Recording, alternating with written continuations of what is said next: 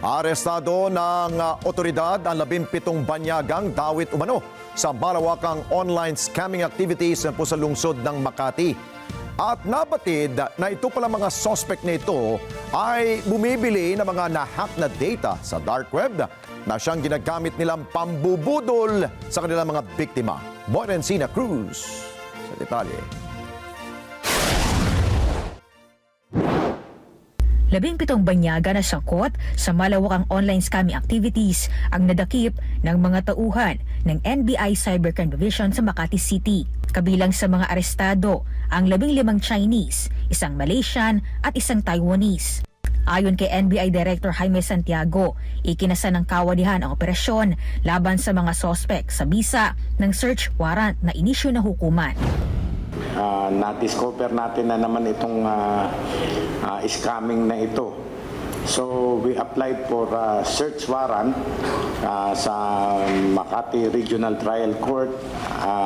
Kaya ito, nakahuli tayo ng 17 na foreigners.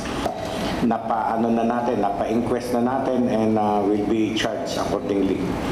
Sinabi pa ni NBI Cybercrime Division Chief Jeremy Lotok na nasa kote ang iligal na aktibidad ng mga banyaga dahil sa mga isinagawang cyber patrolling at intelligence gathering ng kanilang mga tauhan.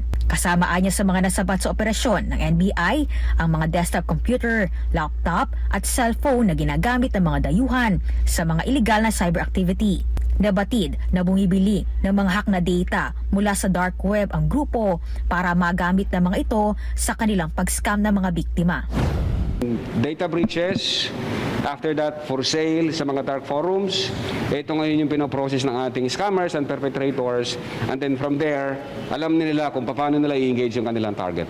Merong hacker, merong buyer ng data. Ayon pa kay Lotok, na-discover rin sa forensic examination ang mga application para sa social engineering schemes, illegal access at fraud.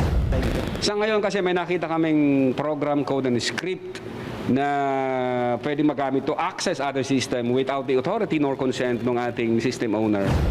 Borencina Cruz para sa Mata ng Agila, matatag, matapang, matapat. Maraming salamat sa inyo pong pagsubaybay sa Mata ng Agila Primetime. Para malaman ang matatag, matapang at matapat na mga balita, i-follow lamang at mag-subscribe sa @Net25 TV.